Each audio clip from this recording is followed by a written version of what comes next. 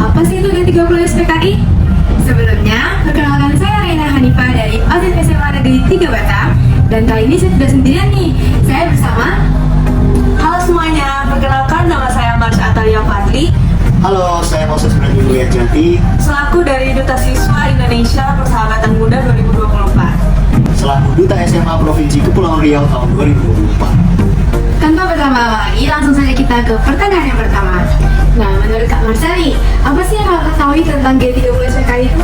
Jadi menurut saya, G30 SPKI itu adalah gerakan yang terjadi pada tanggal 30 September hingga 1 Oktober dini hari pada tahun 1965, yang dimana PKI mengusulkan pembentukan angkatan kelima yang tidak disetujui oleh Angkatan Darat Indonesia, sehingga memakan korban sekitar 7 perwira Angkatan Darat Indonesia yang masuk ke lembah buaya.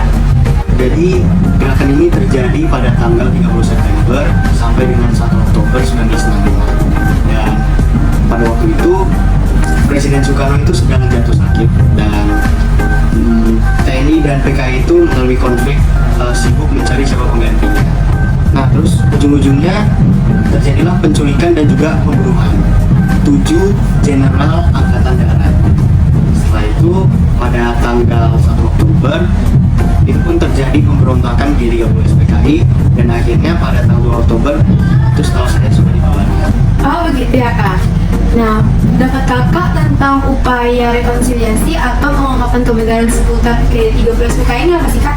Menurut saya, upaya rekonsiliasi dan juga pengungkapan gerakan G30 SPKI ini sangatlah beragam.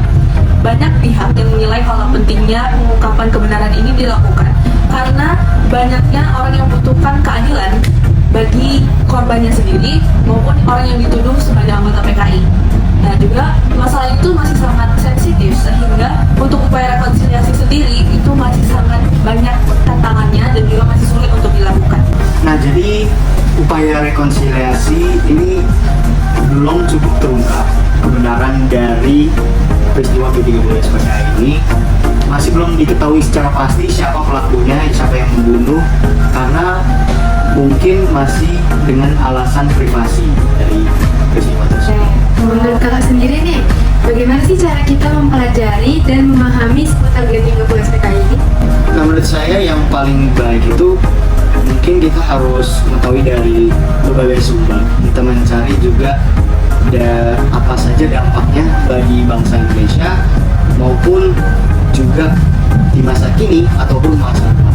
Kalau menurut saya, untuk cara terbaik yang bisa kita lakukan itu dengan cara mempelajarinya atau kita bisa membaca dari berbagai sumber-sumber lainnya seperti mencari tahu dari kesaksian para pelaku dan juga korban yang masih ada, dan juga sangat dibutuhkan sikap terbuka kita untuk memahami tentang peristiwa ini secara menyeluruh. Nah, menurut Kakak apa sih dampak G30 SPKI ini pada bangsa Indonesia? Jadi menurut saya peristiwa G30 SPKI ini memberikan dampak yang sangat mendalam.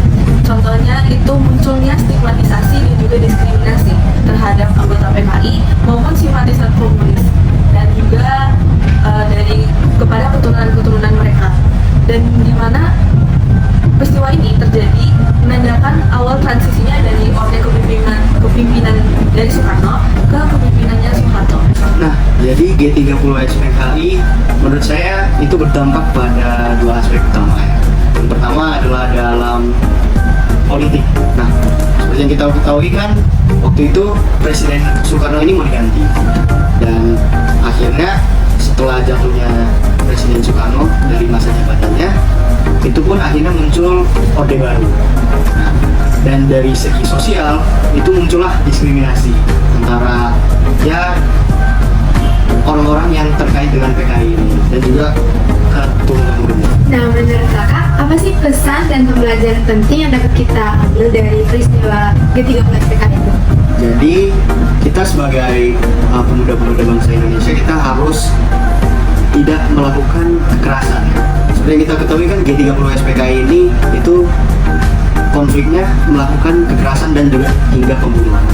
Jadi kita itu harus justru menciptakan perdamaian sesuai dengan ideologi Pancasila. Selain itu, kita juga tidak boleh melakukan diskriminasi. Seperti yang saya tadi bilang, dampak sosial dari G30 SPKI ini kan timbullah diskriminasi antara kaum PKI. Nah, jadi karena itu kita harus saling toleransi antara perbedaan sara, suku, agama, dan ras, dan juga ya kita tidak boleh membeda-bedakan antara sesama. Menurut saya, pesan penting yang bisa kita ambil. Jadi peristiwa ini terjadi karena krisis politik dan juga ideologi yang tidak dikelola dengan baik, sehingga menyebabkan kekacauan sosial yang besar. Jadi dari peristiwa G30 SPKI ini, kita dapat belajar kalau kita itu harus menjaga demokrasi dan juga menegakkan keadilan bagi perbedaan ideologi. Untuk generasi sekarang bagi maupun masa depan, kita dapat belajar bahwa kita harus menghargai perbedaan dan juga menjaga persatuan sehingga sejarah ini tidak terulang kembali. Baiklah, cukup sekian pembahasan kali ini. G30 SPKI, jangan biarkan masa kelam ini terulang kembali di masa depan. Terima kasih Smartizen. Tidak ada kematian yang sia-sia, begitu juga dengan kematian pahlawan kita. Di tanggal 30 September, mereka mati atas nama bangsa Indonesia. Maju tak gentar membela yang benar, jangan mau terpecah belah dan tergoyahkan. Para pahlawan telah rela kehilangan nyawa demi persatuan Indonesia. Darahmu tumpah di tanah pusaka, jiwamu mengawal tegaknya Indonesia. Engkaulah pahlawanku, engkaulah kusuma negaraku. Dunia adalah tempat yang berbahaya untuk hidup, bukan karena orang-orang yang jahat, tapi karena orang-orang yang tidak berbuat apa-apa. Jadikan peristiwa G30 SPKI sebagai pelajaran berharga. Mari kita menjaga persatuan, waspada terhadap ancaman, dan terus berjuang untuk masa depan yang lebih baik. G30 SPKI, Jangan biarkan masa kelam ini terulang kembali.